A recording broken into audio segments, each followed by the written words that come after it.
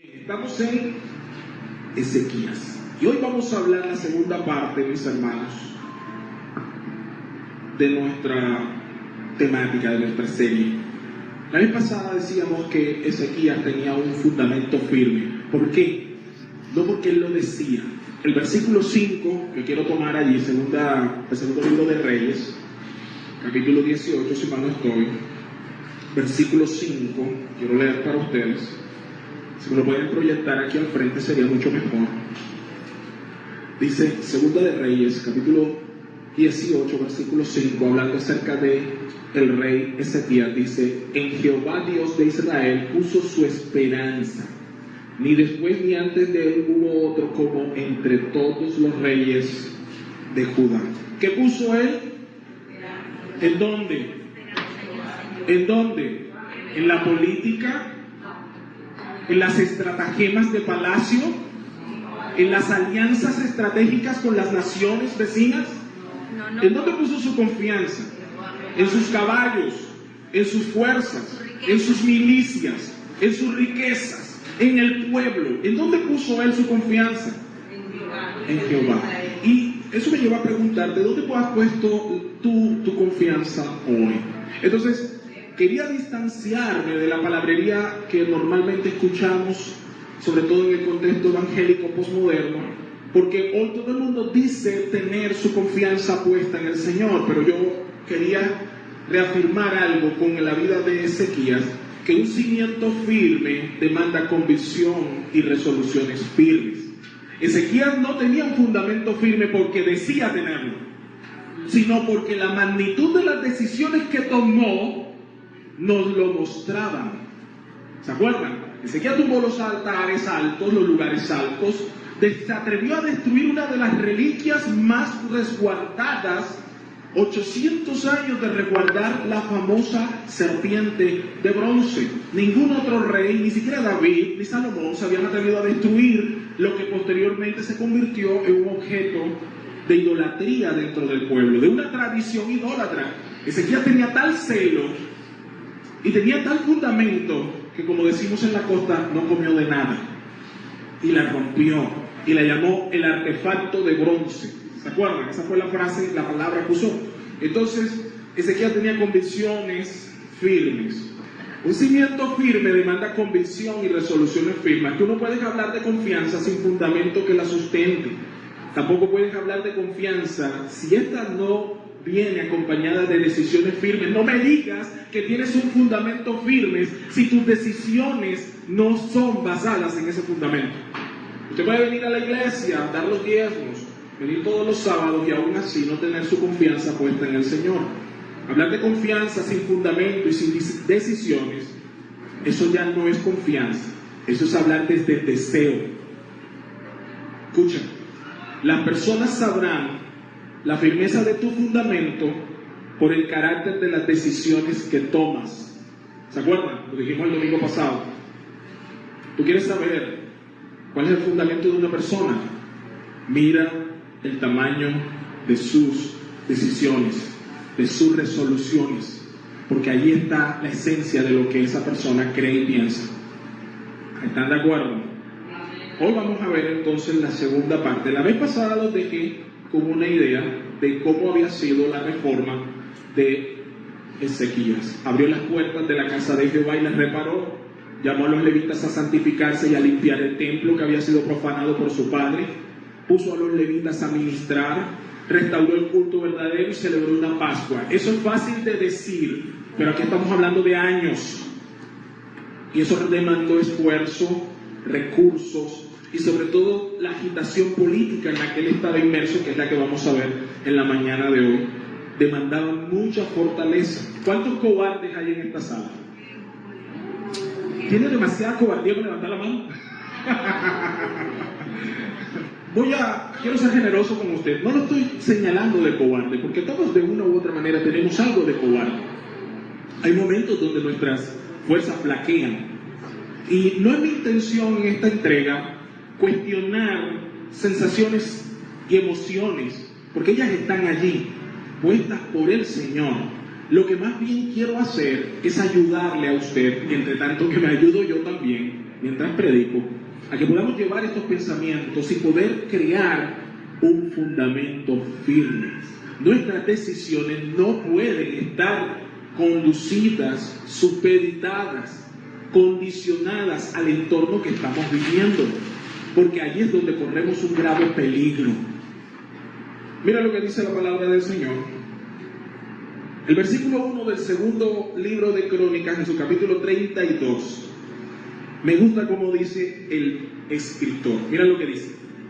Después de estas cosas, diga conmigo, después de estas cosas, y de esta fidelidad, vino Sennacherib, rey de los asirios, e invadió Judá.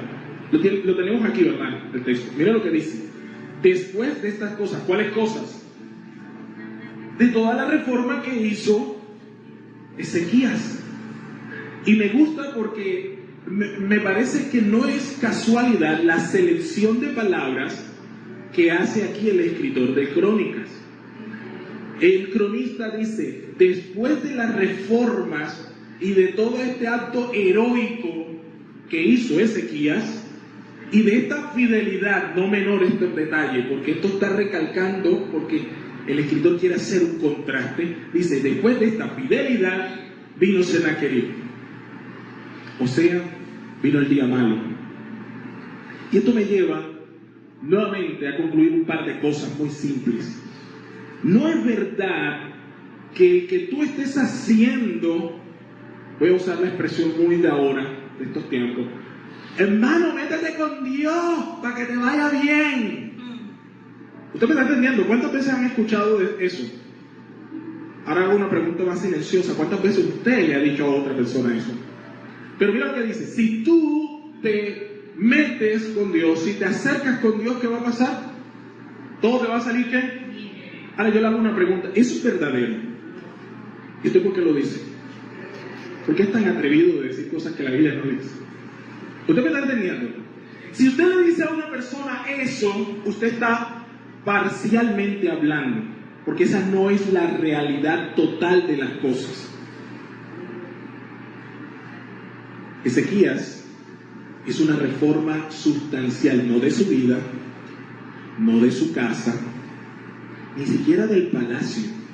Ezequías transformó toda una nación, y no fue un culto, no fue un servicio por la mañana, no fue un mes de oración y ayuno, fueron años continuos reformando, años y años de paganismo e idolatría, y de todo un estado que giró en torno a esa decadencia moral. Y cuando hubo logrado aquello, cuando los servicios se restauraron, los sacerdotes entraron al templo, el templo se levantó, se pudo nuevamente erguir, la gente gozaba de un avivamiento. ¿Cuántos creen que hay avivamiento? Y vino el avivamiento, ¿y qué pasó? ¿Qué dice la Biblia? Me gusta, dice, después de esta ¿qué? Fidelidad. ¿Y quién es Sennacherib? ¿Quién dice allí que era? Pero es que dicho eso de esa manera, usted a lo mejor no le va a dar mucha trascendencia. Pero permítame darle contexto. Porque Sennacherib es el nuevo heredero de una casta de emperadores, reyes, de un imperio terriblemente malvado. Ellos no eran, Asiria no era precisamente una nación que se pudiera conformar con invadir otras naciones. Los asirios entendían que para sostener un imperio no era suficiente con someter militarmente a las naciones conquistadas. Ellos crearon un imperio a partir de dos cosas fundamentales. La reingeniería social, que no es otra cosa que llevar gente de un lugar, desarraigarla y llevarla a otra para que se mezclen, para que pierdan su identidad, su lengua, su cultura, y de esa manera no se vayan al sublevar. ¿Usted me está entendiendo? Y lo segundo que eran expertos en hacer era el terrorismo. Así ya llegaba a una nación, y antes de llegar le daba un mensaje. Voy por ti, voy a tomar todo lo que es tuyo y va a ser mío. Si te resistes, no solo te voy a vencer, voy literalmente a destruirte de la manera más espantosa que tu cabeza irretorcidamente haya podido comprender. Y después de eso no quedará memoria de ti. Esa era básicamente la idea. Sagón fue el rey que sometió años antes a Samaria. Para ustedes, amados, recuerdan que Israel estaba dividido después del reinado de Salomón. Se dividió en dos. Roboam hijo tomó el sur, Jeroboam usurpó el norte. Ahora, para nosotros históricamente estamos afiliados muy de la mano con la narración bíblica con el reino del sur, porque allí quedó gran parte de la promesa de Dios con David. Pero el norte, políticamente hablando, era una nación más poderosa, más grande, más opulente, era un reinado mucho más poderoso. Judá a duras penas se sostenía. Quedaron del lado norte 10 tribus, del otro lado quedaron 2, y las medias tribus de Efraín y Manasés. Usted me sigue aquí. El norte cayó en manos de asirios. Y el padre de Ezequías tributó. ¿Sabe usted lo que es un tributo, verdad? Y tuvo, digamos así, el pago de impuestos a cambio de que no fuese arrasado. Entonces él dijo, el norte cayó, yo más bien me pongo en línea con Sagón, rey de Asiria, y comienzo a pagar a cambio de que no me destruya. Ese fue el acuerdo, este fue el convenio, y esto fue lo que heredó Ezequías. Cuando llegó llegó Asiria al norte, ellos no solamente invadieron a Samaria, no solamente la tomaron, sino que, describo, cada uno de los jefes de las familias fueron deportadas, ingeniería social. Los príncipes no fueron asesinados solamente, algunos de ellos fueron desollados vivos, ellos y sus hijos, para crear terrorismo. Decapitados, sus cabezas fueron adosadas a un gran collar que manejaban los asirios, con que iban a la siguiente ciudad o al siguiente país para aterrorizar. Mira, esto le pasó a los reyes de fulano, mengano, sutatito. Mira, aquí está fulano, menganito, sutatito, estas son las cabezas. Las mujeres embarazadas eran incineradas vivas. Los niños les cortaban las manos y la nariz. Puedo seguir con la descripción, pero quiero que usted entienda quién es Sennacherib. Porque si usted lee esto así, al garete, usted lo pasa por alto y no entiende la magnitud de la amenaza de la que estamos hablando. Y como la tendencia muy nuestra es hacer juicios de valor, usted hace 2 domingos pensaba que Ezequías era un héroe. Hoy domingo va a ver la parte humana de nuestro querido protagonista. Y espero que no lo juzgue mal, porque yo me siento muy identificado con él. Porque hay cosas que nosotros hacemos que decimos, wow, estamos en la gloria, pero hay veces que hacemos cosas que uno mismo se desconoce. Entonces, llega Sennacherib a escena y le dice, invade Judá, acampa contra las ciudades fortificadas con la intención de ¿qué? De conquistarlas. Ahora mírenme acá, hay 3 libros que hablan de esta misma situación. Está Crónicas, está Reyes y está el libro de Isaías. Para tener el cuadro completo de lo que aquí está pasando, uno tiene que leer estos 3 libros para saber qué ocurre. Vamos a Segunda de Reyes para que usted entienda lo que no nos están diciendo aquí en Crónicas. En Segunda de Reyes, el mismo capítulo 18, en su versículo 13, mire lo que va a ocurrir. Aquí tenemos a Ezequías, ha llevado a cabo sus reformas, ha colocado su confianza en el Señor, ha establecido un fundamento firme. Versículo 13. A los 14 años del rey Ezequías, subió Sennacherib, rey de Asiria, contra todas las ciudades fortificadas de Judá y las tomó. Del versículo 13 al 14 ha pasado tiempo. Mira lo que dice Ezequías, rey de Judá. Envió a decir al rey de Asiria que estaba en Laquis. Dice, yo he pecado, apártate de mí y haré todo lo que me... ¿Qué dice allí? Todo lo que me imponga. Míreme acá. Contexto, nuevamente. Para llevar a cabo las reformas tan maravillosas que nosotros tenemos en mente de Ezequías, acuérdense que le dije que el papá, Acaz, había estado tributando al rey de Asiria. Pero cuando sube al poder su hijo, él dejó de pagar. ¿Cómo sabemos eso? Porque Isaías lo dice. Y porque el rey también no lo dice. Él dejó de pagar. Porque poder levantar el templo otra vez implicaba dinero. Y una nación que está endeudada con otra no puede hacer nada al respecto porque todos sus ingresos, su Producto Interno Bruto, se va para pagar esta deuda externa. Entonces, ¿qué hizo el rey? Decidió dejar de pagar. ¿Y qué hicieron con lo que pagaban? Restauraron el templo, levantaron las murallas de la ciudad, erigieron y fortalecieron las murallas a las ciudades alternas e hicieron la guerra con los filisteos y retomaron las ciudades hasta Gad. Todo eso lo dice, si te tienes que leer eso. Yo te hago un resumen. Entonces Ezequiel no solamente se puso a hacer un culto, él organizó la nación y él sabía lo que estaba haciendo. Así que para cuando llega Sennacherib no solamente ve a un tipo que no le está pagando. Cuando revisan, me imagino que comenzaron a revisar el estado de cuentas, Julio, el balance. Y aquí comienza su sátrapa y le dice: Señor, aquí tiene a este tal Sennacherib. No, o sea, la nación de Judá era un punto dentro de este vasto imperio.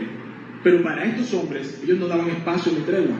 Así que cuando le dijeron: mire, este hombre lleva meses, años sin pagar el tributo, para ellos encendieron las alarmas. Y luego seguramente llegó un capitán de guerra y dijo: y no solo no está pagando, sino que quiero decirle, oh amantísimo rey, que ellos se han fortalecido porque tuvieron guerra con los filisteos, los vencieron y ahora tomaron las ciudades. Es decir, Judá ya no está tan chiquito como lo dejamos antes. ¿Usted está entendiendo lo que está ocurriendo aquí? Entonces, Sennacherib llega y de entrada le dice: ¿qué es lo que te está pasando? ¿Por qué no me has estado pagando? ¿Cómo es eso que ahora estás engrandeciéndote? Ezequías heredó, escúcheme bien, una nación disminuida, un ejército diezmado y unas fronteras difusas por causa de su padre. Cuando su padre le entregó el reino, eso no fue lo que le entregó: fronteras difusas, un ejército diezmado y una nación completamente entregada al paganismo. El Ezequías de este capítulo que estamos leyendo había tenido ya fronteras claras, fortalecido, y había comenzado a destruir el paganismo dentro de la nación de Judá.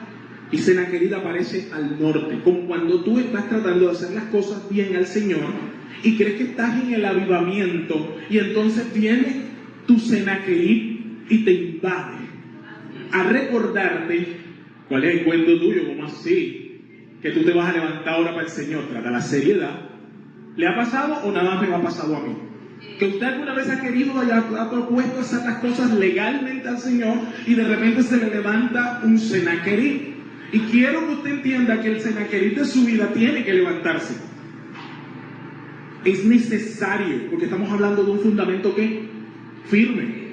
Y lo primero que hablo en esta mañana es que todo cimiento firme, para ser aprobado, antes debe ser probado. Pastor, otra vez, te lo repito. Todo cimiento firme, para ser aprobado, antes debe ser probado. Santiago 1, versos del 3 al 4 nos dice: sabiendo que la prueba de vuestra fe produce paciencia, mas tenga la paciencia su obra completa, para que seáis perfectos y cabales, sin que os falte ¿qué? Cosa alguna. Entonces de ese texto yo puedo derivar y concluir que sin prueba estaremos incompletos. Usted está entendiendo lo que estamos diciendo esta mañana. Sin prueba usted va a estar incompleto.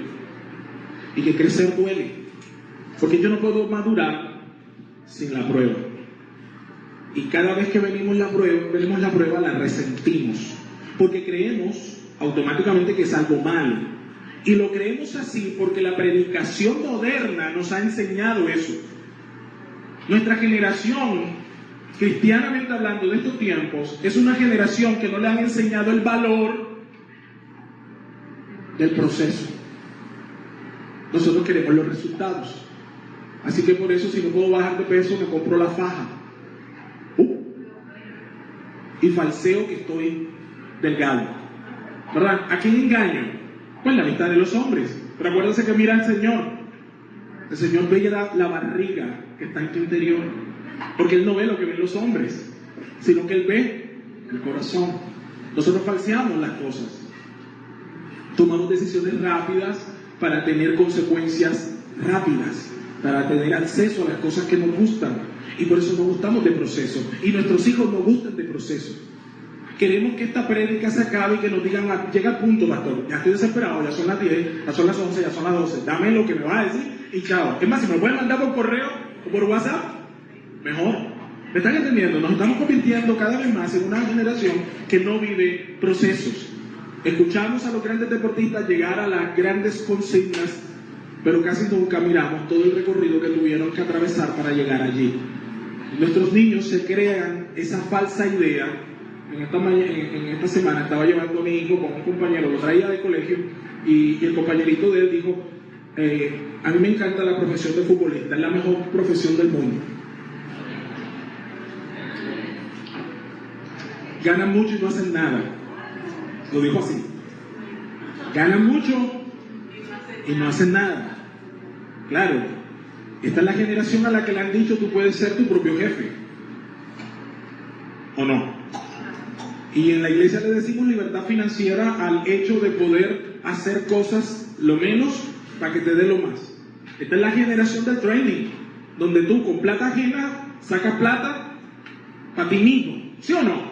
En la época de nuestros viejos los valores eran distintos, porque nuestros padres entendían que el trabajo traía recompensa. Ellos entendían que podían sacrificar 20 años, 40 años de oficio para alcanzar cosas que luego dejarían. Los de nosotros, en cambio, les dejamos cosas para despilfarrarlas. Ezequías entendía que todo llevaba un proceso y que su fundamento, es decir, cuando él dijo que mi confianza y esperanza está puesta en el Señor, tarde o temprano va a tener que ser probada. Aparte, en el momento que usted cruzó por esa puerta y dijo, yo soy de Cristo, Cristo dijo, ok, ahora te voy a enseñar cuánto has de padecer por causa de mi nombre.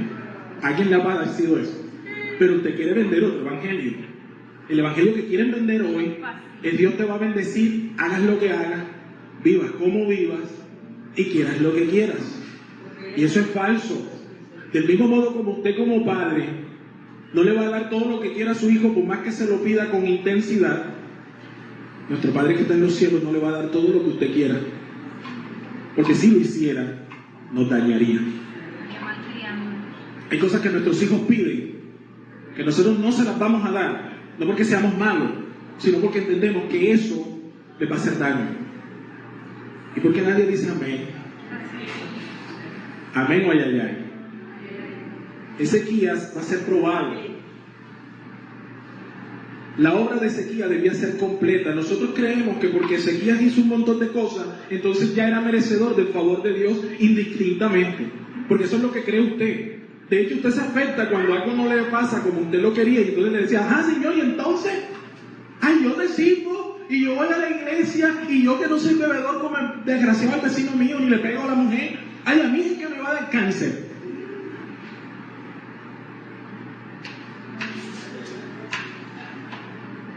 Porque en esa lógica, Sennacherib no debía levantarse contra Ezequías. Porque él era un hombre, no lo digo yo, ¿sabe cómo lo dice la Biblia? Dice que todas estas fidelidades.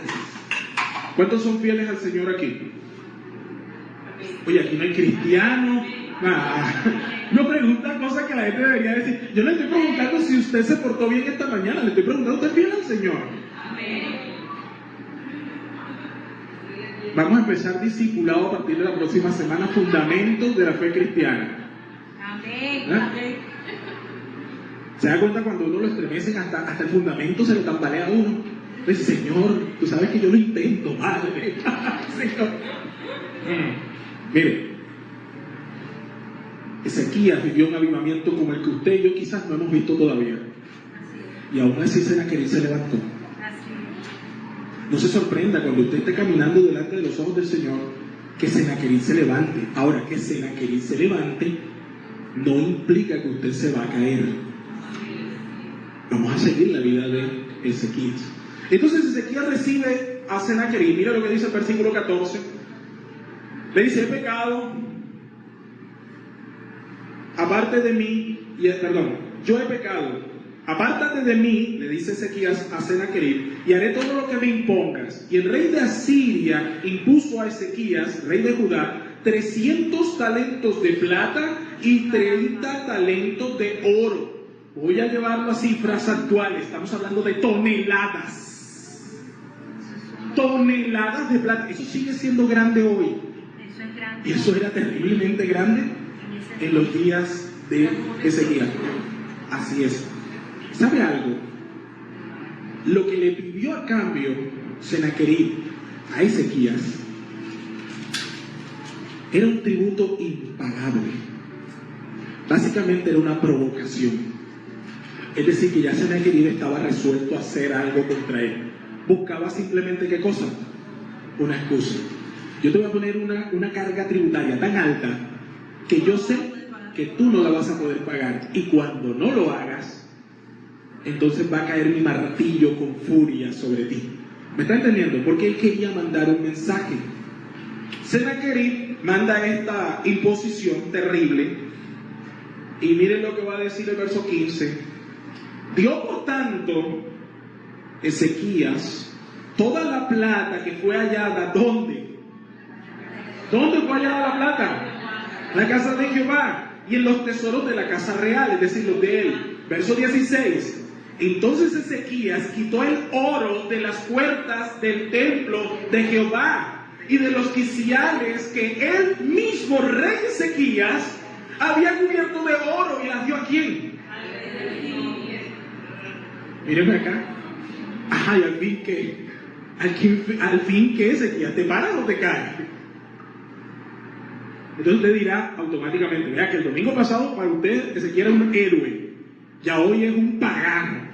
Porque nosotros hacemos juicios de valor así, ¿verdad? Somos así. Por eso cuando yo le pregunto, ¿usted es fiel al Señor? Usted no está pensando en la fidelidad del Señor hacia usted, sino está pensando en su comportamiento. Y como su comportamiento siempre es, bueno, no sé, ayer sí, pero hoy no tanto. ¿Me está entendiendo? Y dice que la salvación es por gracia, pero yo mejor me agarro, por si acaso. Me gusta que el Señor nos plantee esta humanidad en Ezequías. Porque cuando usted lee esto en Crónicas, está muy edulcorado.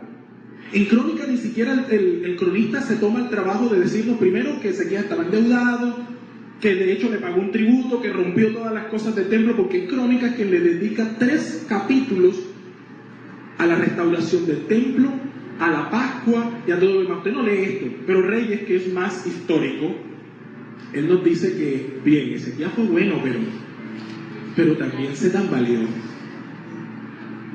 Míreme con atención. El mundo va a demandar tu tributo. Escriba para los que están escribiendo.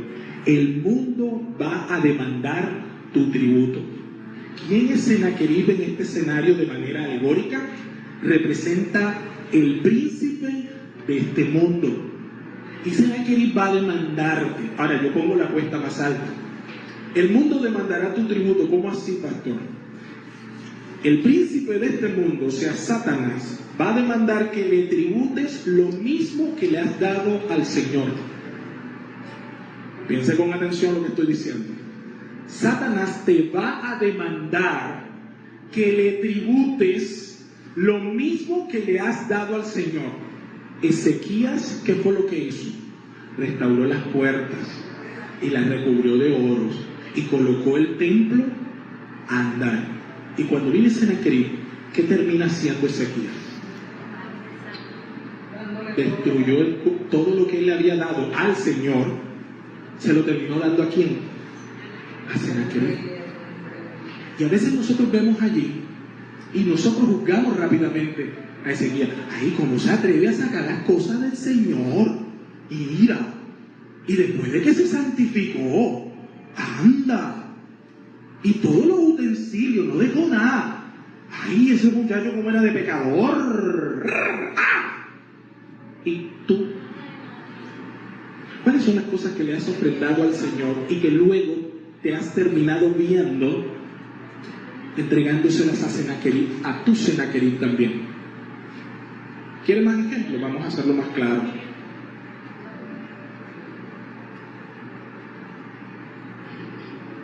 Las exigencias de este mundo sobre los creyentes cada día son mayores. Hay muchos de nosotros que somos arrastrados sin siquiera notarlo a vivir una vida de esclavitud, una vida de duro tributo. ¿Por qué?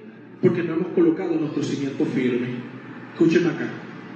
Si el Señor te permite, se me saltó la hoja acá. Si el Señor te permite acceder a una formación educativa, entonces llega a Sennacherib y te demanda. ¿Y qué termina pasando? Que estás demasiado ocupado para servir al Señor porque estás sacando adelante tu carrera. ¿Le ha pasado algo? Si el Señor te permite y te provee un trabajo, entonces vienes Sennacherib y te toma, porque ahora estás demasiado ocupado para servir al Señor, porque debes llevar pan a la mesa y no puedes dejar de pagar tus obligaciones. Pastor, es que yo no puedo ofrendar y diezmar. ¿Por qué? Porque yo tengo deudas que pagar. Ok, ese es tu Sennacherib dándote juguete. Y eso me dijiste el año pasado y el año antes pasado. Ya lo tuyo no es una situación circunstancial, lo tuyo ya es un deporte. Esa es una práctica. ¿Me entiendes? Una cosa es que yo un mes me caiga y otra muy distinta es que yo lo tomé de costumbre. A ti no te ha amanecido. ¿Usted me está siguiendo?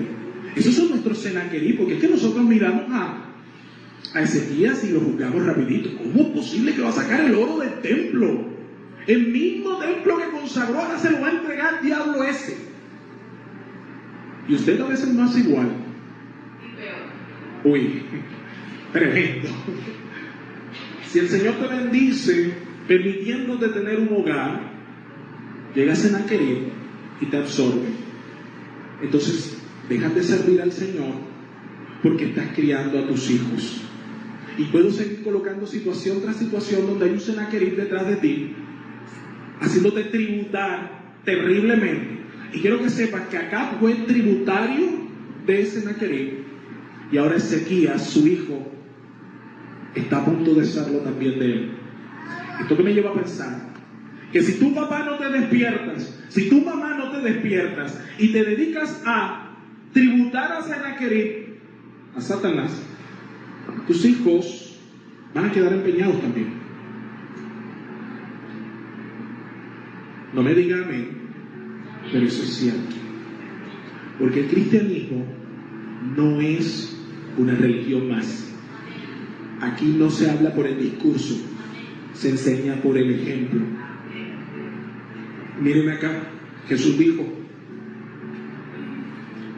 dad pues al César lo que es del César y a Dios lo que es de Dios. Usted ha leído ese pasaje, ¿verdad? ¿Conoce el contexto? Algunos en esta sala podrían escogerse de hombros y decir: pastor, es que nosotros no somos hombres de guerra, yo soy más bien un hombre pacífico. Usted tiene que entender, que nosotros tenemos responsabilidades. Y entonces, ¿qué? Este discurso de usted, esta prédica esta mañana, es que entonces no trabajemos para estar metido en la iglesia. Tú no has entendido. No se trata de que tú dejes de hacer una cosa para hacer la otra, sino, citando a Jesús, es necesario hacer lo uno sin dejar de hacer lo otro. Tu problema no es que estés trabajando, o que tengas hijos, o que estés estudiando, o que estés enfermo, o que estés lo que sea. Tu problema es dónde está tu confianza. Porque tu confianza es la base de todo lo que tú te mueves. Si tú confías en el Señor, podrás dar y diezmar entendiendo que esa plata no te va a faltar, que Dios la va a proveer. Si tú confías en el Señor, entenderás que mi hogar, para estar completo, necesita que el Señor se mueva en él. Por tanto, yo que soy cabeza como papá, o la esposa que es cabeza como mamá, tenemos que ponernos las pilas para servir, porque nuestros hijos verán nuestro ¿qué? Nuestro ejemplo. ¿Usted me está entendiendo, verdad? Pero hay gente esclava. Voy adelante. Los talentos más preciosos de los hijos del Señor, de nuestros hijos, de nuestras iglesias, escúcheme, son puestos en las manos del príncipe de este mundo. ¿Por qué?